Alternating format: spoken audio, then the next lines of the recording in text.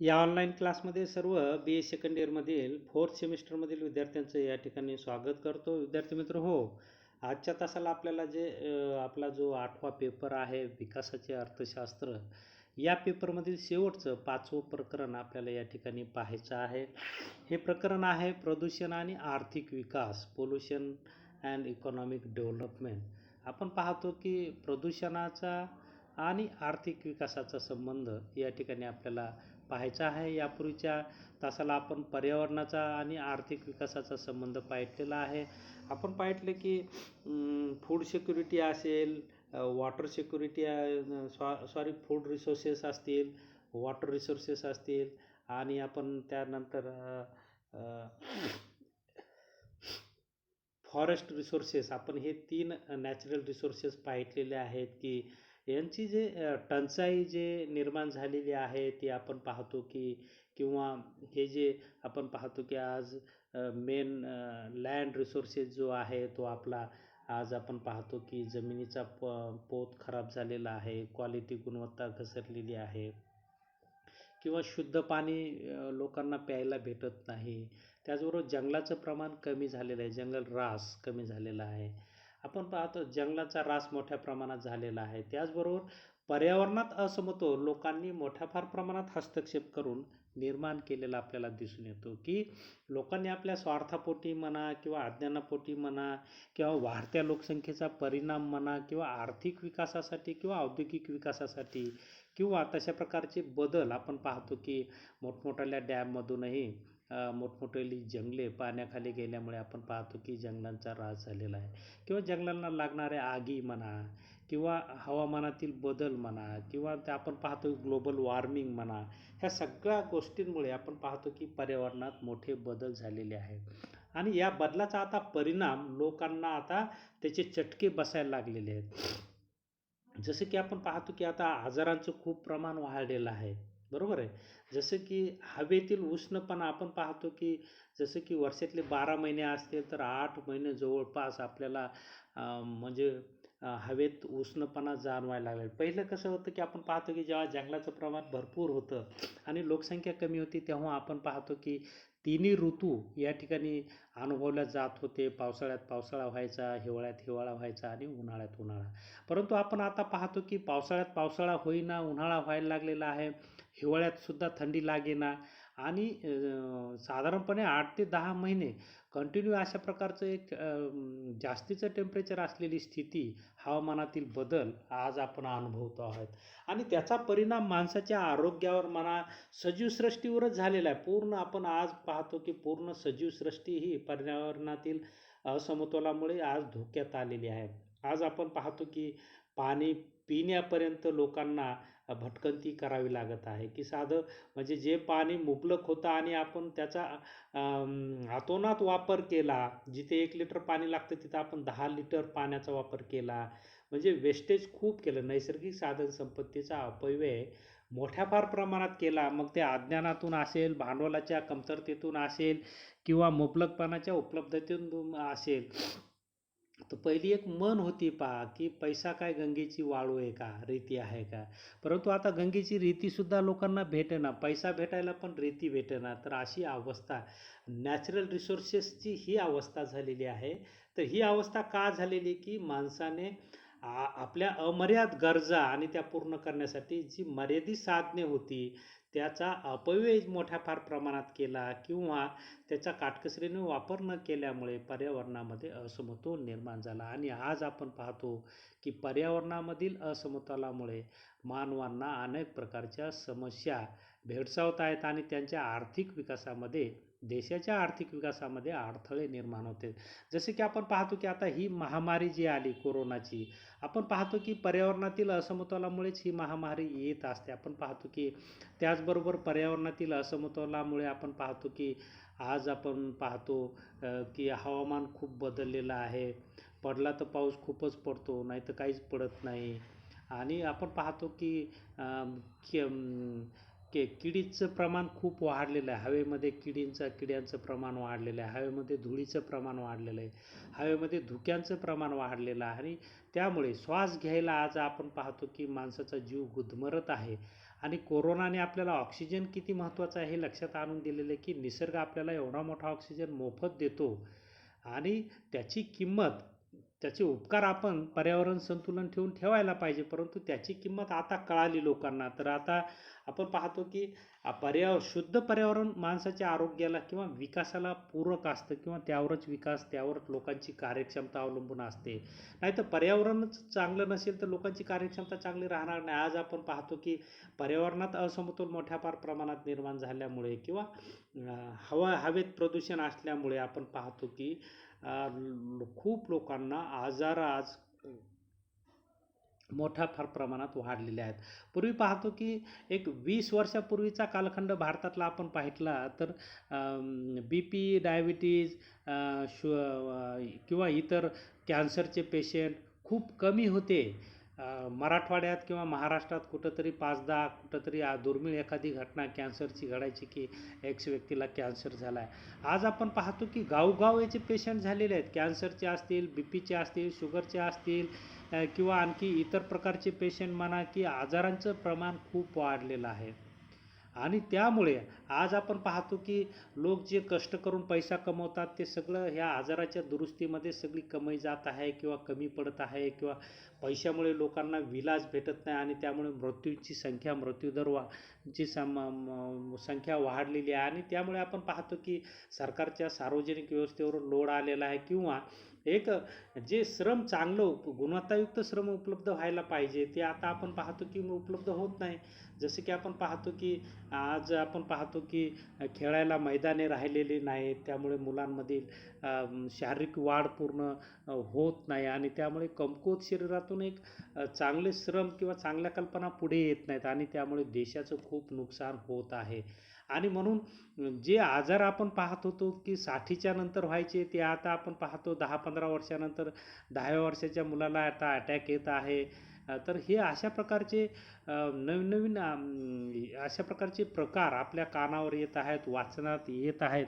तर ह्या सगळ्या गोष्टींना जे आपण पाहतो की ज्या मूलभूत गोष्टी ज्या कारणीभूत आहेत तर त्या मुख्यतः ह्याच की मानवाने अति हव्यासापोटी पर्यावरणाचा जो ऱ्हास केला, त्याला जी हानी पोहोचली आणि त्यामुळे आता पर्यावरण जे दूषित झालेलं आहे त्याचा परिणाम आज आपण भोगत आहोत. आणि यातून आपण जर पर्यावरण आपण संवर्धन आणि संरक्षण केलं तर त्यातून वाचू शकतो. नाहीतर आपण पाहतो की सगळी मानवसृष्टीच आज धोक्यात आलेली आहे. आज आपण पाहतो की सुनामीसारखे किंवा भूकंपासारखे किंवा अतिवृष्टी मधून आपण पाहतो की मानव खूप लोक मरत आहेत आणि त्यातून वेगवेगळ्या आजारांच्या माध्यमातून आज पाहतो की श्वसनाचे विकार खूप वाढले, घरोघर पेशंट झालेले आहेत. आपण पाहतो की पूर्वीच्या काळी एखाद्या गावामध्ये कुठंतरी एखादा व्यक्ती सर्दी खोकल्यानेच आजारी पडायचा, बाकी कुठले आजार लोकांना माहिती नव्हते.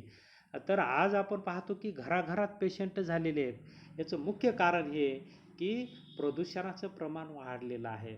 मग ते हवा प्रदूषण असेल, आपण पाहतो ध्वनी प्रदूषण असेल, जल प्रदूषण असेल किंवा पर्यावरणातील असमतोल असेल. आज आपण पाहतो की स्वच्छ निसर्ग मानवाने ठेवलेलाच नाही. जे आपण पाहतो की मागे आपण पाहतो की सुनामी आली किंवा भूस्खलन झालेलं आपण खूप पाहतो की उत्तराखंडमध्ये जे भूस्खलन झालं आणि त्याच्यामध्ये हजारो लोक वाहून गेले की लोकांनी जिथे जायला नको तिथे जाऊन लोक राहत आहेत आणि घाण करीत आहेत. आणि त्यामुळे आपण पाहतो की सगळे जी बायोडायव्हर्सिटी असते, समजा जी जैविक साखळी असते ती साखळी लोकांकडून तोडल्या जाते आणि त्यामुळे आपण पाहतो की आज ह्या समस्या खूप वाढल्या. शेतात आपण पाहतो की शेतात हिंस्र पशुपक्षी आता दिसायला लागले, कारण त्यांचे जंगल आपण ठेवलंच नाही तर मग ते कुठे येणार शेतामध्ये. पहिला आपण पाहतो की आता वानरांची संख्या वाढलेली आहे, रानटी डुकरांची संख्या वाढलेली आहे आणि हे पहिले सगळे जंगलात राहत होते, आता हे सगळे शेतात यायला लागलेत आणि पिकांची नासाडी करून शेतकऱ्यांचं नुकसान होत आहे आणि त्यामुळे देशाच्या विकासावरही परिणाम होत आहे.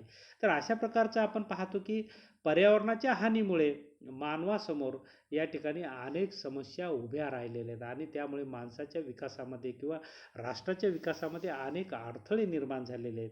तर आजच्या तासाला आपल्याला प्रदूषण आणि देशाचा आर्थिक विकास याच्यामधील जो संबंध असतो तो संबंध या ठिकाणी अभ्यासायचा आहे. प्रदूषणाचे जे चार प्रकार आहेत त्यापैकी आपल्याला या ठिकाणी 3 प्रकार आपल्या सिलेबसला आहेत.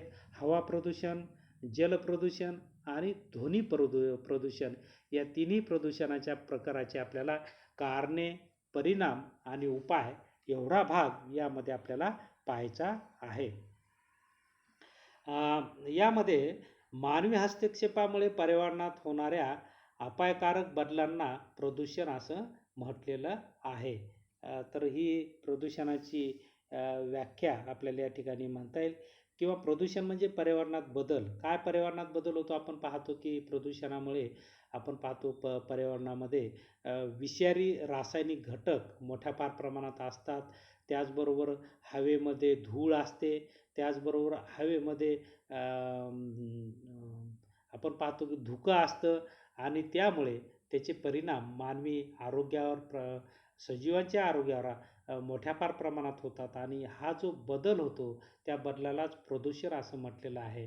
मग आज आपण पाहतो की या प्रदूषणाचा परिणाम झाडांवर देखील झालेला आहे की झाडं देखील आपण पाहतो की आपोआपच झाड वाळणे, मोठं झाड आता आपोआपच वाढत आहे की लोकांना वाटतं की कसं वाढलं.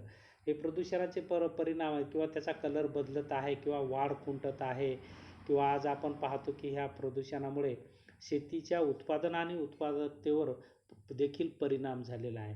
कारण पिकांवरील कीड हटेच ना. आपण पाहतो की एवढी कीड पडायला लागलेली की आता आपण पंख्या सोडून बाजूला बसूही शकत नाही. एवढे मच्छर म्हणा, चिलटं म्हणा किंवा घाण किडे म्हणा आपल्या अंगावर यायला लागलेली आहेत. एवढं म्हणून आपण पाहतो की घाणीतून हे सगळं निर्माण होतं. म्हणून स्वच्छता हा खूप महत्त्वाची असते. आरोग्य जर टिकून ठेवायचं असेल, पर्यावरण चांगलं टिकून ठेवायचं असेल तर स्वच्छ परिसर राहायला पाहिजे. शासनाच्या अनेक योजना आहेत. परंतु आपण पाहतो की जिथं माणूस जाईल तिथे घाण करतो. ही मानवाची प्रवृत्ती आहे आणि अज्ञानातून, निरक्षरतेतून, जाणीवेच्या अभावातून ह्या सगळ्या गोष्टी होत असतात. आपण पाहतो माणूस खातो तिथंच फेकून देतो. जसं की कोणी भाजीपाला विकत असेल, उरलेला भाजीपाला तिथं टाकून देतात. कोणी चालता चालता आपण पाहतो काही खाल्लं की कागद रस्त्यावरच टाकून देतात. केळी खाल्ली रस्त्यावर साल्ट टाकून देतात. त्याचे परिणाम जसे की आपल्या घरातला कचरा आपण बाहेर कुठंतरी मोकळ्या याच्यात टाकतो किंवा जाळतो. तर त्यातून आपण पाहतो की वेगवेगळे कीटक तयार होतात आणि ते आपल्याला आरोग्यावर परिणाम करणारे असतात. आपण पाहतो की कचरा जाळला की त्यातून रासायनिक घटक जे पर्यावरणाला हानिकारक असतात त्याच्यातून ते बाहेर पडतात आणि आपण पाहतो त्याचा त्रास होतो. आपल्याला त्याबद्दल जाणीव होत नाही, परंतु हळूहळू आपण पाहतो की अशा प्रकारचं धुक्यांचं प्रमाण वाढणं, हवेत धुळींचं प्रमाण वाढणं, वृक्षांचं कमी प्रमाण असेल तर आपण पाहतो की हवेमध्ये धुलीकण वाढतात. तर हे सगळं पर्यावरणाच्या असंतुलनामुळे निर्माण होत असतं आणि त्याचा बदल आपण पाहतो की त्याचा भयानक परिणाम आता मानवी आणि देशाच्या विकासावर झालेले आपल्याला दिसून येतात. तर मानवी हस्तक्षेपामुळे पर्यावरणात होणाऱ्या अपायकारक बदलांना प्रदूषण असं या ठिकाणी आपल्याला म्हणता येईल. त्याचबरोबर आणखी एक दुसरी व्याख्या आहे की प्रदूषण हे वायू, जल, स्थल यांच्या भौतिक, रासायनिक आणि जैविक वैशिष्ट्यांचे हानिकारक परिवर्तन आहे. त्यामुळे मानव आणि त्याला पोषक असलेल्या जीवजंतू, वनस्पती, कच्चा माल इत्यादींवर घातक परिणाम होत असतो. तर अशा प्रकारची ही एक व्याख्या असलेली आपल्याला या ठिकाणी दिसून येते. तर अशा प्रकारे प्रदूषणाची व्याख्या या ठिकाणी आपल्याला पाहता येईल. हे प्रदूषणाचे स्क्रीनवर तुमच्यासमोर 4 प्रकार आहेत. त्यामध्ये भूमी प्रदूषण आहे, वायू प्रदूषण आहे, जल प्रदूषण आहे आणि ध्वनी प्रदूषण आहे. Land pollution, air pollution, water pollution आणि साऊंड पोल्युशन अशा प्रकारचे पोल्युशनचे 4 प्रकार आहेत. तर आपल्या सिलेबसला हवा प्रदूषण आहे, जल प्रदूषण आहे आणि ध्वनी प्रदूषण आहे. भूमी प्रदूषण आपण त्या फूड रिसोर्सेसमध्ये पाहिलेलं आहे की भूमी आज आपण पाहतो रासायनिक खते असेल, कीटकनाशक असेल यांच्यामुळे भूमीचं आरोग्य धोक्यात आलेलं आहे. जी जैविक साखळी आहे ती भूमीतील नष्ट झालेली आहे आणि त्याचा परिणाम आपण पाहतो की आता जमिनीमध्ये क्षार वाढून आपण पाहतो की उत्पादन आणि उत्पादकता घटलेली आहे आणि त्याचा देशाच्या अर्थव्यवस्थेवर प्रतिकूल परिणाम होत आहे. तर आज आपल्याला वायू प्रदूषण, जल प्रदूषण आणि ध्वनी प्रदूषण हे या प्रकरणात हे 3 प्रकार आपल्याला पाहायचे आहेत. या तिन्ही प्रकारची कारणे, परिणाम आणि उपाय या 3 गोष्टी आपल्याला या ठिकाणी पाहायच्या आहेत. तर सर्वप्रथम आपण आजच्या तासाला वायू प्रदूषण पाहूया. एअर पोल्युशन ज्याला आपण म्हणतो. वायू प्रदूषणाची या भागामध्ये वायू प्रदूषण कशाला म्हणायचे, त्याची व्याख्या, त्याची कारणे, वायू प्रदूषणाचे परिणाम आणि त्याचे उपाय या गोष्टी आपल्याला या ठिकाणी पाहायच्या आहेत. आपण पाहतो की वायू प्रदूषण खूप मोठ्या प्रमाणात सद्यस्थितीत वाढलेलं आहे. आपण पाहतो की ही समस्या जगासमोरच निर्माण झालेली आहे की जगामध्ये अशा प्रकारच्या या प्रदूषणामुळे आपण पाहतो की दरवर्षी 7 दशलक्ष लोक मरतात. पहा, आजारी असणाऱ्यांची संख्या तर इफेक्टेड तर सोडूनच द्या, पण मरतात लोक आपण पाहतो की बऱ्याच लोकांना दमा होऊन मरतात किंवा इतर आजार होऊन मरतात आणि त्यामुळे एक मानवी शक्ती किंवा मानव विकासातील हा एक मोठा अडथळा आपल्याला असलेला दिसून येतो. आणि म्हणून की हवा प्रदूषण हे खूप धोकादायक आहे आणि त्यामुळे आपण पाहतो की मानवाच्या विकासामध्ये अडथळे येतात किंवा देशाच्या विकासामध्ये अडथळे येत असतात.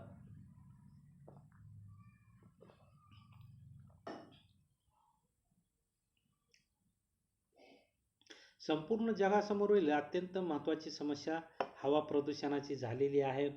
याचं मुख्य कारण की मानवाला श्वसनासाठी शुद्ध हवेची आवश्यकता असते. प्रत्येक माणूस दिवसातून जवळपास 22,000 वेळा श्वास घेऊन 16 किलो वायूचा स्वतः श्वसनासाठी उपयोग करत असतो. पहा, 16 किलो ऑक्सिजनचा तो उपयोग करत असतो. पृथ्वीवरील सर्वच प्राणी मात्रांना जिवंत राहण्यासाठी शुद्ध हवेची आवश्यकता असते. वातावरणात नायट्रोजन, ऑक्सिजन, कार्बन डायऑक्साईड इत्यादी पोषक वायूबरोबर धूळ, गॅस, दुर्गंध, धूर, बाष्प इत्यादी प्रदूषके देखील अस्तित्वात असतात, परंतु निसर्ग नियमानुसार त्यांचे प्रमाण ठरलेले असते. त्यामुळे वातावरण संतुलित राहते. या संतुलित वातावरणातील हवेला शुद्ध वायू असे म्हटले जाते. निसर्गातील हे संतुलन टिकविण्याची प्रक्रिया सतत सुरू असते, परंतु जर बाह्य स्रोतांद्वारे ही प्रदूषके प्रमाणाबाहेर हवेत सोडले गेल्यास त्यातून मात्र हवा प्रदूषण किंवा वायू प्रदूषण निर्माण होते.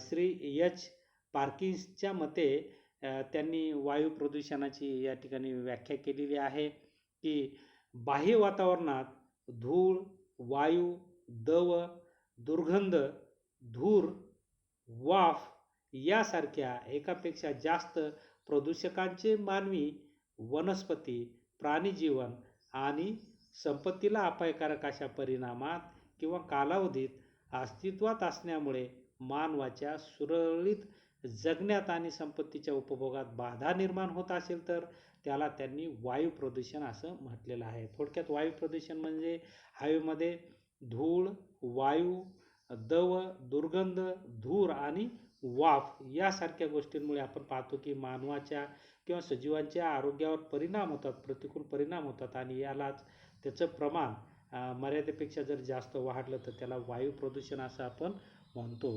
तर अशा प्रकारे वायू प्रदूषण कोणत्या कारणामुळे होतं, तर हे कारणे दिलेले आहेत. सोर्सेस ऑफ एअर पोल्युशन म्हणजे वायू प्रदूषणाचे स्रोत किंवा कारणे.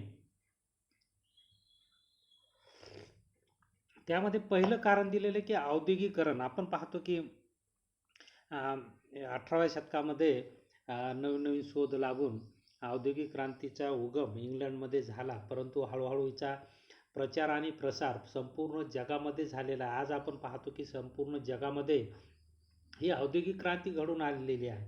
वस्तूच्या निर्मितीत यंत्राचा उपयोग होत आहे आणि तो वाढला आहे आणि आपण पाहतो की त्यामुळे या प्रक्रियेमध्ये उद्योग संस्थेतून वेगवेगळे रासायनिक अभिक्रिया होत असतात आणि ते घटक हवेमध्ये बाहेर सोडल्या जातात आणि त्याचा परिणाम आपण पाहतो की त्या मानवी आरोग्यावर किंवा सजीवांवर होत असतो. म्हणजे औद्योगिक प्रक्रियेतून बाहेर पडणारे विषारी वायू, धूळ, काजळी, बारीक तंतू इत्यादी घटक वातावरणात सोडले जातात आणि त्यामुळे आपण पाहतो की हवा अशुद्ध होते आणि त्याचे परिणाम पूर्ण मानवाबरोबर सजीवावर देखील झालेले आपल्याला दिसून येतात. जसं की तुम्ही आता पहा, परभणीत राहत असाल तर परभणीच्या गंगाखेड रोडला या ठिकाणी खडी यंत्र आहेत पहा. दगडापासून बारीक खडी तयार करणारी यंत्र आहेत. पण ह्या प्रक्रियेमध्ये मोठ्या प्रमाणात हवेमध्ये धूळ जातो. आपण पाहतो की दोन दगड दगड फोडत असताना त्याच्यामधील जे दगडाचे कण असतात ते हवेमध्ये जातात आणि त्या भोवतालच्या परिसरामध्ये जवळपास 10 किलोमीटरच्या किंवा व्यासामध्ये आपण पाहतो की शेतातलं पिकं येत नाही आणि तिथे माणूस जर गेला तर त्याचा श्वास गुदमरतो. तर अशा प्रकारे किंवा तुम्ही MIDCत गेला तर तुम्ही पाहता तिथे असं वेगळाच वास येतो, दुर्गंधी येते आणि तुम्हाला मग तिथे धूळ असते, त्यानंतर काजळी असते, त्यानंतर इतरही विषारी घटक असतात आणि एक हवा प्रदूषित होते आणि मानवी आरोग्याला ते परिणाम करणारे असते. तर आपण पाहतो की औद्योगिकरणाच्या द्वारे देशाचा विकास करत असताना अशा प्रकारे जे उद्योजक असतात त्यांच्याकडून पर्यावरणाचा समतोल ठेवण्यासाठी नियमांचं पालन होत नाही. नाहीतर एखादा उद्योग स्थापन करायचा असेल तर नियमाने त्याला तिथे झाडे लावावीच लागतात, उंच वाढणारी झाडे लावावी लागतात. त्या ठिकाणी क्षेत्र ठरलेलं असतं, बांधकाम किती, झाडांचं क्षेत्र किती, किती झाडांची संख्या पाहिजे. परंतु हे सगळं भारतामध्ये तर कागदावरच असतं, प्रत्यक्षात कुठे काही दिसून येत नाही आणि त्याचा परिणाम आपण पाहतो की पर्यावरणावर होतो. तर औद्योगिक विकास ठीक आहे, आपण पाहतो की औद्योगिक विकासातून राष्ट्रविकास घडून येतो, परंतु औद्योगिक विकासाबरोबर पर्यावरणाची हानी होऊ नये यासाठी काही उपाययोजना करायला पाहिजे, परंतु त्या केल्या जात नाही किंवा त्याकडे दुर्लक्ष केलं जातं आणि त्याचे परिणाम सगळ्या देशातील जनतेला भोगावे लागतात, जगातील जनतेला भोगावे लागतात. आज आपण पाहतो की कोळशापासून वीज तयार होते आणि कोळशापासून जर वीज तयार केली तर त्यातून निघणारा जो धूर असतो आणि त्याच्यामध्ये जे विषारी घटक असतात तर ते आपण पाहतो की संपूर्ण हवा प्रदूषण त्यामुळे मोठ्या प्रमाणात होत असतं. तर अशा प्रकारे जिथं औद्योगिकरण आलं तिथं प्रदूषण आलं, परंतु त्यावरील उपाय म्हणजे आपण पाहतो की जे कायद्याने उपाय ठरवून दिलेले ते उद्योजकांनी किंवा ते ज्याची मालकी आहे त्यांनी ते करायला पाहिजे. परंतु सहजरित्या हे उद्योजक काय करतात, दूषित पाणी नदी नाल्याला सोडतात, तेच पाणी त्या भागातील जनावरे पितात, माणसे पितात आणि रोगाला बळी पडतात. तर अशा प्रकारे किंवा तेच पाणी शेताला दिलं जातं, मग शेतही पिकत नाही. तर अशा प्रकारे आपण पाहतो की किंवा त्याच पाण्यावर भाजीपाला पिकवला जातो, तो शहरात आणून विकला जातो आणि तेच जर लोकांकडून खाल्ला तर काय होईल सांगा तुम्ही? तर आरोग्य धोक्यात येईल. तर अशा प्रकारे आपण पाहतो की की पर्यावरणाचा म्हणजे पर्यावरण संतुलन औद्योगिकरणामुळे बिघडतं असं आपल्याला म्हणता येईल. त्यानंतर इंधन, आपण पाहतो की इंधनाचा वापर करून वाहनांची संख्या आता भारतातही खूप वाढलेली आहे, जगात तर एवढी संख्या आहे, विकसित राष्ट्रांमध्ये फोर व्हीलरची संख्या खूप जास्त आहे. भारतासारख्या विकसनशील राष्ट्रात आज आपण पाहतो फोर व्हीलर बरोबर टू व्हीलरची संख्या जास्त आहे. जगात आपण विकसित राष्ट्रात नियमांचं पालन केलं जातं, पेट्रोलमध्ये मिक्सिंग होत नाही. आपल्याकडे पेट्रोलऐवजी रॉकेलवर गाड्या चालवतात. पुन्हा विकसित राष्ट्रांमध्ये 15 वर्षापेक्षा जुन्या गाड्या ह्या आपण पाहतो की नष्ट केल्या जातात. भारतात 50-50 वर्षी गाड्या वापरतात आणि त्यातून निघणारी जे मग आपण पाहतो की मग तो जो धूर निघतो त्यातून आणि त्यातून जे रासायनिक घटक निघतात ते मानवी आरोग्यावर आणि सजीव सृष्टीवर परिणाम करणारे असतात आणि आपण पाहतो की त्यामुळे हवा प्रदूषित होते किंवा पर्यावरण डिस्टर्ब होतं असं आपल्याला म्हणता येईल. हवेमध्ये आपण पाहतो की ऑक्सिजनचं प्रमाण कमी होऊन कार्बन डायऑक्साईडचं प्रमाण इंधनाच्या ज्वलन प्रक्रियेतून वाढतं आणि म्हणून आपण पाहतो की जेवढी गाड्यांची संख्या आता दिल्लीचं आपण पाहतो की भारतामध्ये सर्वात जास्त प्रदूषित शहर कोणतं असेल तर दिल्ली आहे, मुंबई आहे. तर इथे आपण पाहतो गाड्यांची संख्या एवढी वाढली की घरी जायला आपण पाहतो की 4-4 तास लागतात, ट्रॅफिक जाम होते की एवढी त्या गाड्यांना पार्किंग करायला सुद्धा त्या जागा उपलब्ध नाही. तर एवढे परिणाम आपण पाहतो की हवेमध्ये लोकांना श्वास घेता येणं किंवा जगात जे प्रदूषित शहरे आहेत त्यामध्ये दिल्लीचा क्रमांक लागतो आणि आपण पाहतो की हे मानवी आरोग्यासाठी, पर्यावरणासाठी चांगलं नाही. म्हणून याच्यावरील उपाय म्हणजे आपण पाहतो की गाड्यांचा आवश्यक वापर करणे, आवश्यक तेथेच वापर करणे, सगळं कुटुंबात जर प्रवासासाठी निघत असेल तरच गाडीचा उपयोग करणे, नाहीतर एकट्यासाठी आपण पाहतो की सार्वजनिक वाहतुकीचा उपयोग झाला पाहिजे. परंतु आपण पाहतो की लोकांना हौस असते आणि आपण पाहतो की सगळ्यांनीच गाड्या काढल्या, तर गाड्यातून आपण पाहतो त्यातली त्या जुन्या गाड्या असतील तर त्यातून हवेचं प्रदूषण जास्त होतं, कारण कार्बन डायऑक्साईड त्याच्यातून जास्त पडतो आणि मग लोकांना श्वास घ्यायला श्वसनाचे विकार आपण पाहतो की मोठ्या फार प्रमाणात निर्माण होतात आणि त्यामुळे कार्बन डायऑक्साईड, कार्बन मोनॉक्साईड हवेमध्ये सोडले जातात आणि श्वसनाचे विकारांना लोक बळी पडतात. पहा तुम्ही एखाद्या वेळेस तुम्ही अम, परभणीमध्ये आपण पाहतो की तुम्ही जर गावामध्ये गेलात तर एक तासाचा फेरफटका मारून आला तर घरी आल्यावर डोकं दुखायला लागतं. कारण आपण पाहतो की हवेतील धुळीकण पूर्ण तुमच्या डोळ्याच्या पापण्यावर, डोक्याच्या केसावर सगळी धूळ बसते आणि त्याचबरोबर जे ॲटोमधून जे धूर निघतात किंवा जुन्या गाड्यांमधून धूर निघतात किंवा आपण पाहतो की गॅसवर चालणाऱ्याही गाड्या आलेल्या आहेत, त्याचा वासाने आपण पाहतो की उग्र वास असतो की त्याने आपलं डोकं दुखतं.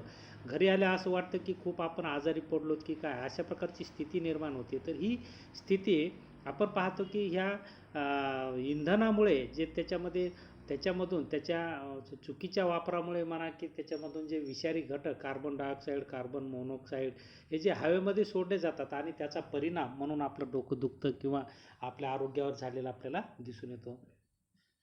त्यानंतर आपल्याला कारण या ठिकाणी सांगता येईल की स्वयंचलित वाहने आजच्या गतिशील जगात पेट्रोल डिझेलवर चालणाऱ्या स्वयंचलित वाहने जसे स्कूटर, मोटार, कार, जीप, बस, विमाने इत्यादी मोठ्या फार प्रमाणात वापरली जातात आणि त्याचा धूर हवेत सोडला जातो आणि त्यामुळे वायू प्रदूषणापैकी 60% प्रदूषण हे वाहनांमुळे मधील धुरांमुळे होत असते.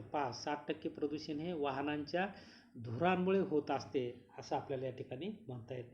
त्यानंतर धूम्रपानातूनही प्रदूषण होतं. आपण पाहतो की एखादा व्यक्ती जर सिगारेट ओढत असेल आणि तिथे जर आपण त्याच्या बाजूला बसलेला असेल तर जो सिगारेट ओढतो त्याच्यापेक्षा त्या धुराने आपल्या शरीरावर जास्त परिणाम होत असतो. कारण त्या धुरामध्ये आपण पाहतो की वेगवेगळे विषारी घटक असतात आणि त्या घटकांमुळे तिथं भोवतालच्या परिसरामध्ये देखील उपस्थित लोकांनाही त्याचा त्रास होत असतो हवा प्रदूषणातून. आणि आपण पाहतो की अशा प्रकारे धूम्रपानातून देखील मोठ्या फार प्रमाणात हवा प्रदूषण होतं. विडी सिगारेटमध्ये आपण पाहतो की निकोटीन नावाचं एक घातक रसायन असतं आणि ते धुरांमध्ये असतं आणि त्यातून आपण पाहतो की हा धूर हवेत मिसळतो आणि आपण पाहतो की या धुरामुळे मग लोकांना कर्करोग होतो, सारखे रोग होतात, अल्सरसारखे रोग होण्याची शक्यता असते. तरीही आपण पाहतो की सिगारेटच्या पॉकेटवर म्हणा, तंबाखूच्या पॉकेटवर म्हणा की तंबाखू किंवा सिगारेट सेवन केल्यामुळे कर्करोग होण्याची शक्यता असते.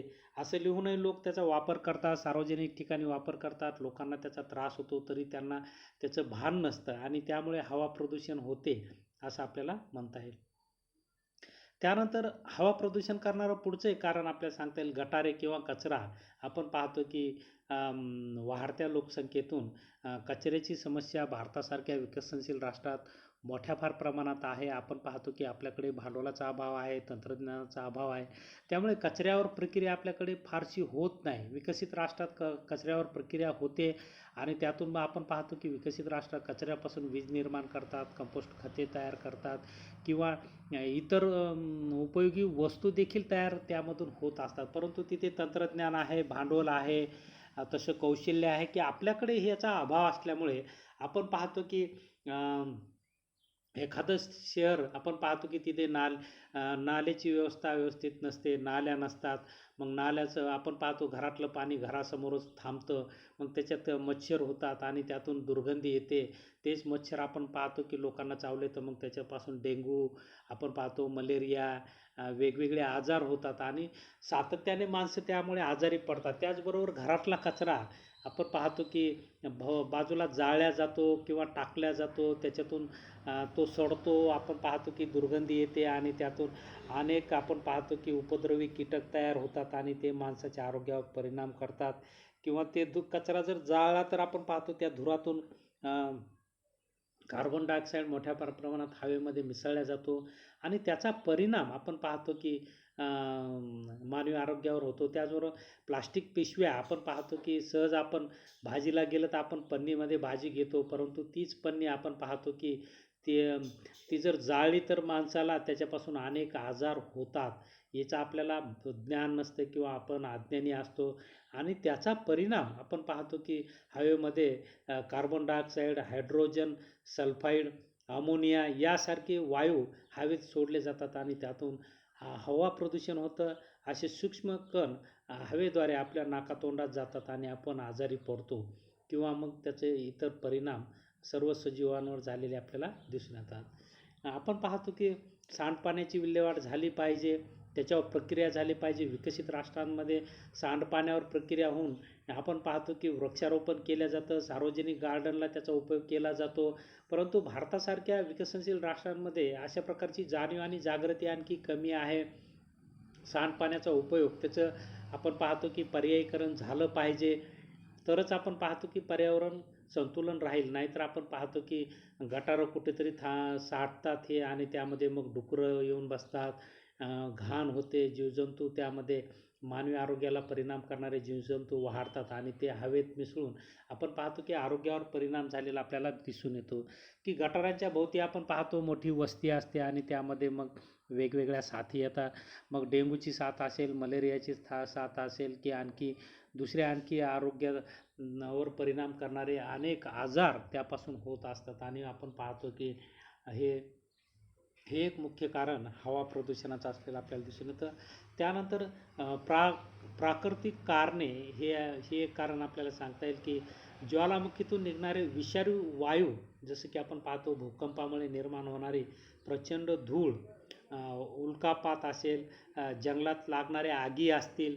आपण पाहतो की लोक सहज शेतामधील ऊस गेला तर शेतकरी ऊसाची पाचट पेटवून देतात किंवा शेतामधील जे काडी कचरा असतं तो पेटवून देतात. त्याच्यापासून आपण पाहतो की धूर तयार होतो आणि हा धूर हवेमध्ये कार्बन डायऑक्साईड, कार्बन मोनॉक्साईड हवेत सोडतात आणि ते आपण पाहतो की मग त्यातून हवा दूषित होते.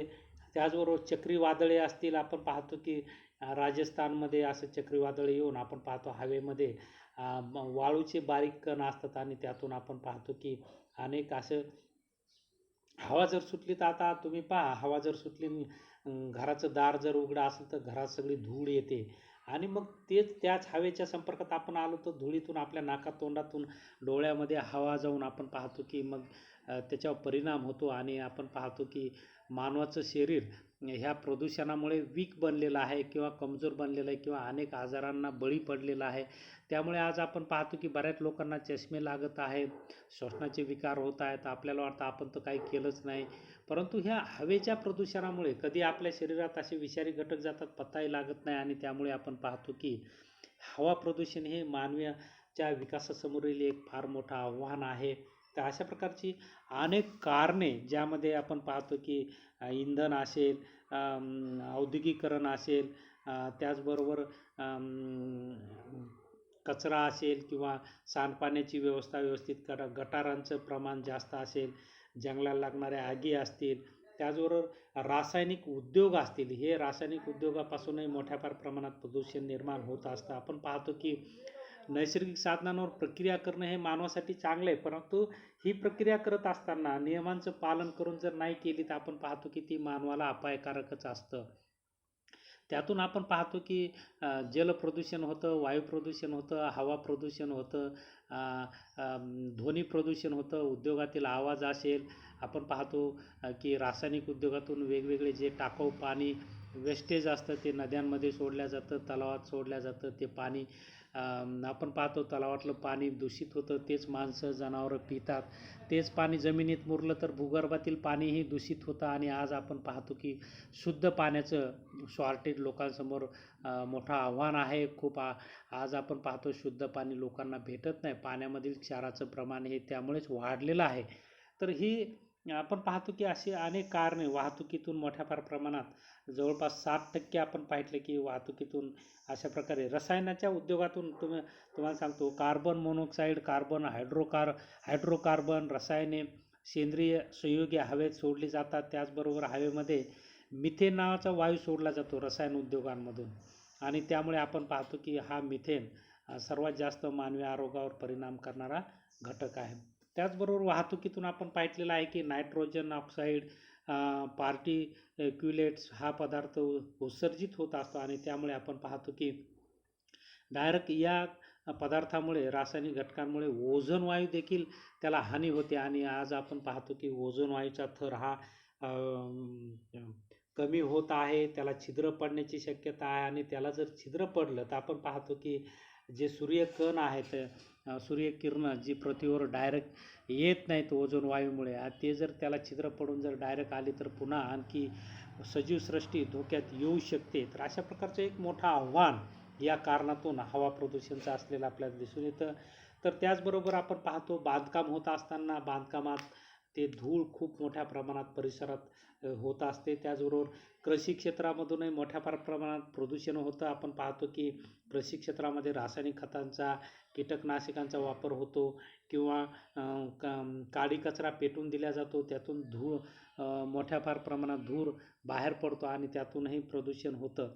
तर अशा प्रकारे आपण पाहतो की घरातीलही जे उपभोग्ययोग्य उपकरणे असतात तेही घरामध्ये प्रदूषण करत असतात. जसं की घराला दिलेला कलर असेल, घरातील फ्रीज असेल, ओव्हन असेल, त्याचबरोबर परफ्यूम असेल, क्लीनर असेल, डिओडरंट असेल, ऑर्गॅनिक कंपाऊंड्स असतील, की ह्या सगळ्या गोष्टींमुळे आपण पाहतो की आपल्याला दम्याचे, श्वसनाचे विकार, फुफ्फुसाचे विकार होऊ शकतात.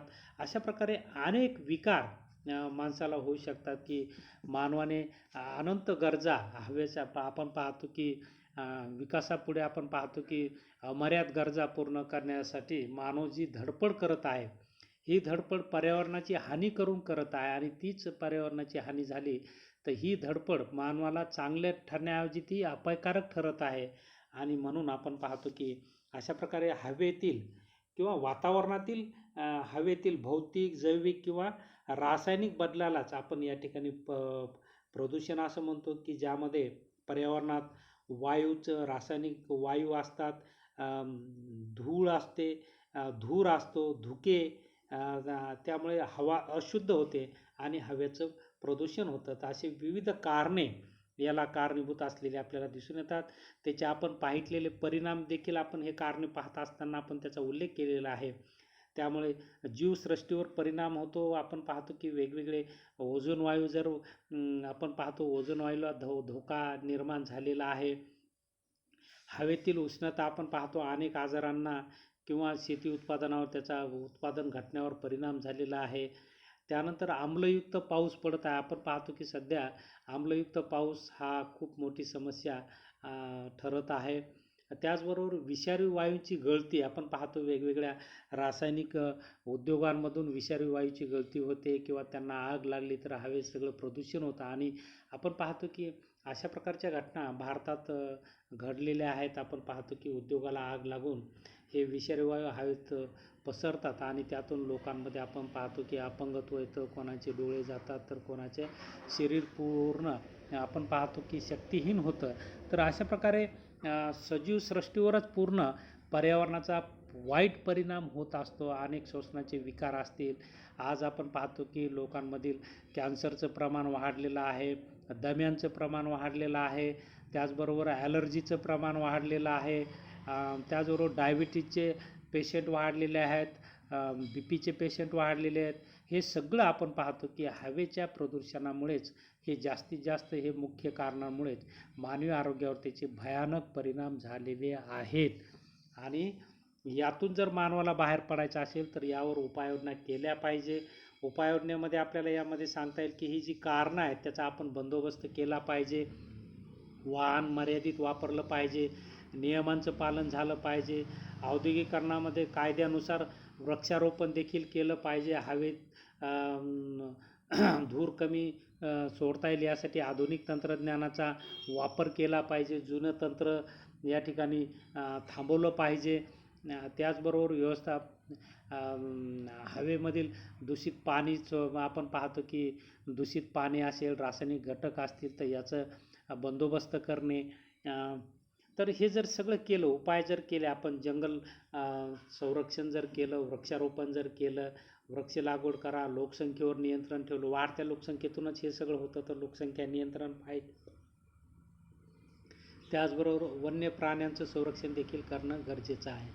आपण पाहतो की इंधनाचा मर्यादित वापर केला पाहिजे, औद्योगिक उत्सर्जन थांबवलं पाहिजे, घरगुती इंधनातून जे पर्यावरण हवा दूषित होते त्याचा मर्यादित वापर केला पाहिजे.